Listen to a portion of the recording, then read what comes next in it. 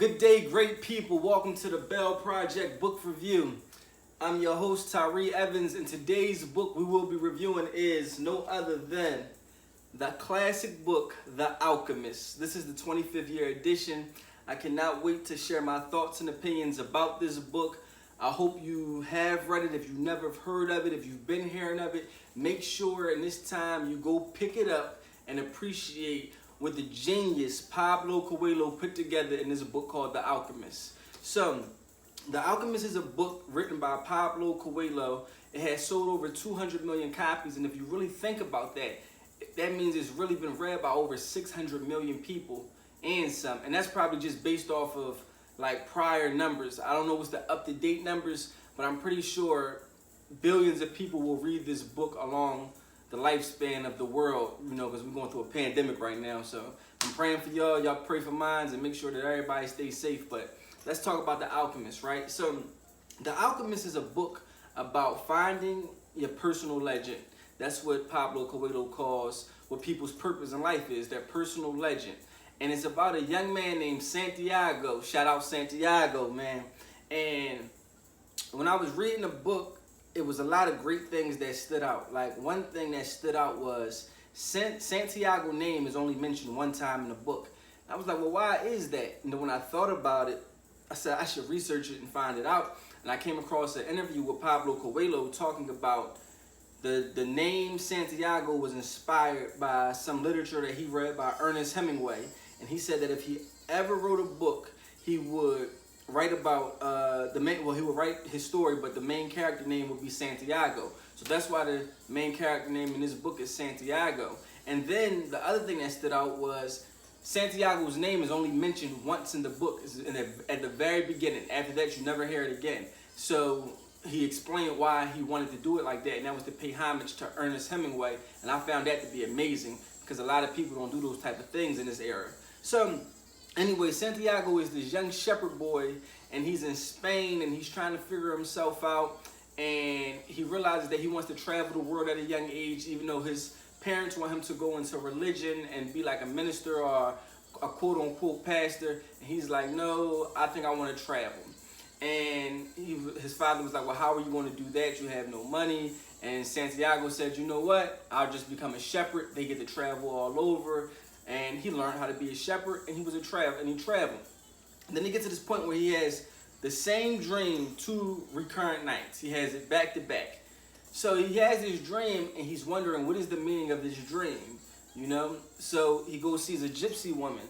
And along the lines of it, where I'm getting at with this book review is that along the lines of his life, he encounters so many things. And I'm going to talk about some of them, but I just don't want to talk about like the whole book piece by piece, because I feel like you should read it. So, like he comes across like a gypsy, he comes across a crystal maker, he comes across a king, he comes across the alchemist, he comes across chieftains, he comes across thieves, like all these people and encounters he have in his life, right? He's trying to figure out why they are happening.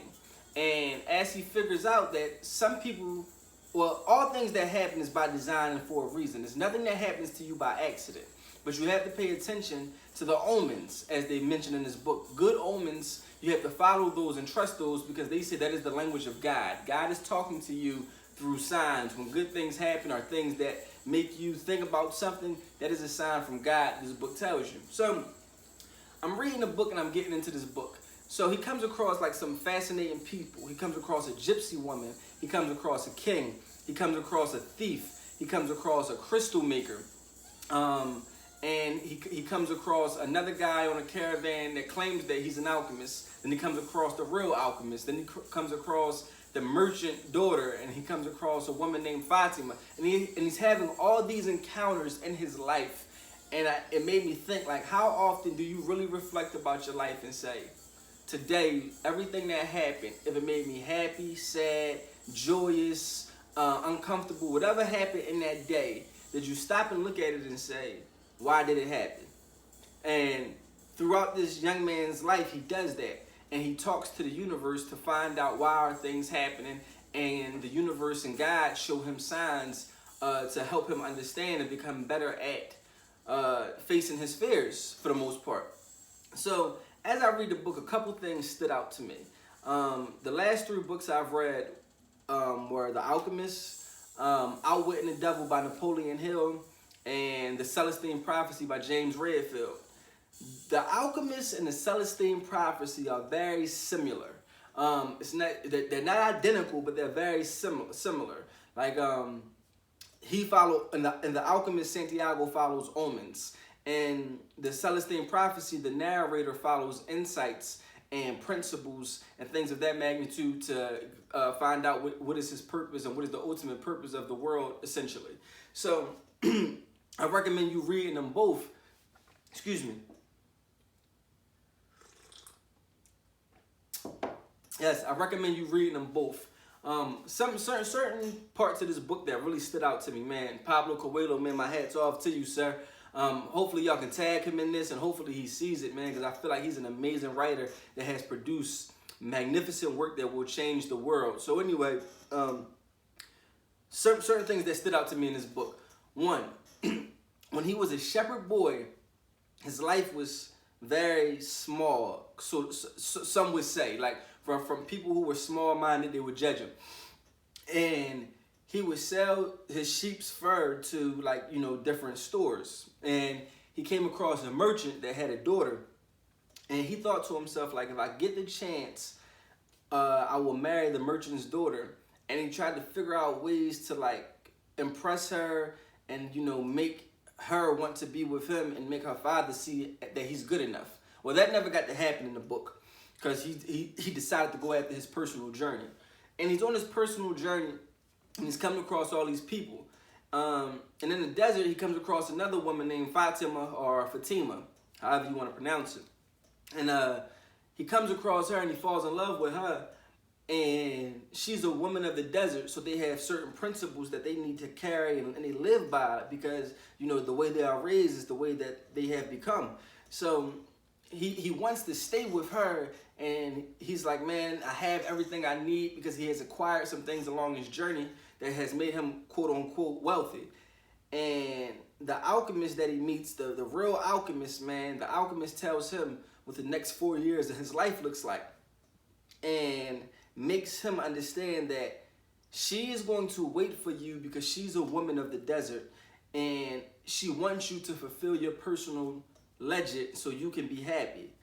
And that was a dope standout part to me, because I think that is lacking in today's society, where you can look at your partner, man or woman, and say, in order for that person to be the best of themselves, they have to be the best for themselves, even if it means I have to sacrifice, or they have to sacrifice their time that I want, right? And if that person can understand that, that is a magical thing. So that really stood out to me, because she didn't care that how long he would be gone. She had faith that he would come back. She talked about how her father was a man of the desert, and that was an amazing thing to me. And then the other part of the book that really stood out to me was the alchemist himself. The alchemist is over 200 plus years old, and he's this triumph of a man. He's this huge figure, some would say, and fearless, and has, like, literally no boundaries to himself or characteristics. And it was certain things that stood out about the alchemist. When he told the people that tried to rob him in the desert, when he told them who he was and what he did, and they laughed, right? Because, you know, they didn't understand. It just made me think of, you know, the part of the Bible, forgive them for they not understand, right? If they don't understand, you know, if you on this level and you working with small minds, it's not going to be understood. And he understood that. He said, I can tell these people the exact truth about myself, and they will laugh because they don't understand who I am. And that's fine. Basically, he showed you. That's fine. It doesn't matter who understands and who doesn't. As long as you know who you are, you will be okay. And that really stood out to me, and meant a lot to me personally. So, and then the alchemist, when he set the young boy Santiago up to turn into the wind in 3 days, and the young boy said, I don't know how to turn into the wind. And he said, they're going to kill us. And the alchemist looked at Santiago and said, no, they're not going to kill me. I know how to turn into the wind. They're going to kill you if you don't figure it out. And that pressure made the young boy figure out how to turn into the one, and that's like one of the best parts of the story right there. And then finally, the alchemist lives in the oasis of the desert, right? Like, and now if you know what an alchemist is, you know what they can do. So the alchemist can live anywhere that he would like to live. He can live amongst the richest people in the world. He can live amongst the most wealthiest people in the world, the most luxurious life ever. But the alchemist lives this very subtle life. And that stood out like on the horizon of the book to me so much, because here is a man who knows a lot about a lot. A man who can turn lead into gold and chooses to live a modest life. And it really made me understand that who you are, long as you know who you are, the public validation does not have to come. Right? Like if the public says that if they don't recognize it, if they don't appreciate it, just keep being who you are. Right? Eventually they will notice. Even if they already noticing at this time they're just being haters, quote unquote. But the alchemist didn't care about none of that. He didn't care about being wealthy. He didn't care about being the most fly. He didn't care about having the illest whip. Right? Well, back in that time, he didn't care about having the illest horse. All he cared about was being an alchemist. Like, I know my purpose. I know who I am. And that made me think of the saying, a lion got to be a lion and a rat got to be a rat. Finally, in my final thoughts about this book, Paulo Coelho and James Redfield, right? James Redfield wrote the Celestine Prophecy. Paulo Coelho wrote The Alchemist.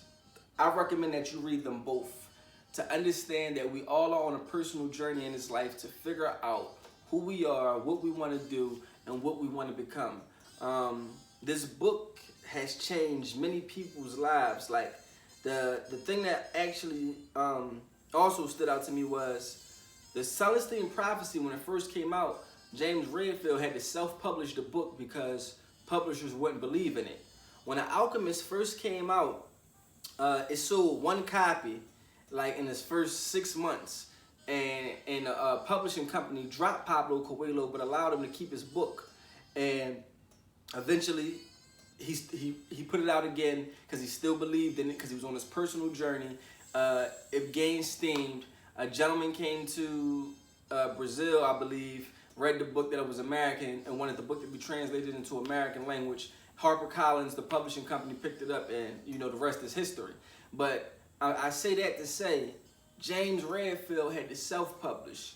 Paulo Coelho only sold one book in his first 6 months, and then was dropped by his original publishing company. It doesn't matter the obstacles. It doesn't matter what you go through, long as you get through it. And that is what life is about. People go through setbacks and obstacles and being uncomfortable and think it's the end-all be-all, right? And that is a sad reality, because it's not. All those things are showing you something about yourself that you need to become better for where you are going next in your life. So please, if you haven't read The Alchemist, pick it up. We are quarantined. We in the house. It's nothing better to do. I like to read, listen to records, and just try to appreciate things. Please share this video. Please leave comments. If you read the book, please write a comment about what your favorite book part of the book was. Please tag Paulo Coelho in the book. It'd be amazing if he left a comment and he got to see this post. Right now, that's me conspiring with the universe. That's me throwing it out there. And hopefully that when you see it, you say, you know what? I'm going to tag Paulo Coelho. I'm going to go support and buy The Alchemist. I'm going to go talk about it to other people, because it's a book that transforms you, right? Like, when you really think about this book, in the U.S., fun fact, in the U.S., Bill Clinton read this book publicly, and that's how it gained steam, like a lot of steam in the U.S. And then you heard Madonna talked about the book. And then, like, I was watching a Kevin Gates interview with Big Boy on a radio, and Kevin Gates kept mentioning the elixir. And I'm like, what the hell is the elixir? Read this book and you'll find out. And Kevin Gates be talking about, you know, I don't get tired, I don't get sick, I found the elixir of life, right? And then, like, I was like, where did he get that from? And then the other thing that stood out to me was with The Alchemist was that this book and the Celestine Prophecy to me are like distant cousins. Like, they like cousins, but they don't know each other. Maybe it's two different authors. And it's not the same person where I'm getting at. So, but like Jay-Z, one of his favorite books is The Celestine Prophecy. Coincidentally, that's one of Kevin Gates' favorite books. And they talk about and give mention to The Alchemist all the time. Is a major producer right now called The Alchemist. So when you really think about that, it's not by accident that these people come across these readings. It's not by accident these people name themselves things that represent things that are amazing. Because literally the most simple things and the most basic things are what you need in this life. And you will figure that out in this book. The most simple things and the most amazing things. Excuse me, let me rephrase that. The most amazing things come in the most simplest way. That's what I'm saying. And you will figure that out in this book. The most amazing things come in the most simplest way. Right? Like the things that you try to glorify that really don't mean nothing at the end all be all. Like once you sit down with this book and if you truly critically think and digest it, it will do wonders for you. So please share, comment, tag Paulo Coelho. Follow me on Instagram at I am Tyree Evans. Follow me on Facebook at Tyree Evans. Thank you for listening. If you have any questions, comments, concerns, I hope you tune in for my next book review here at the B.E.L Book Review. Thank you. God bless.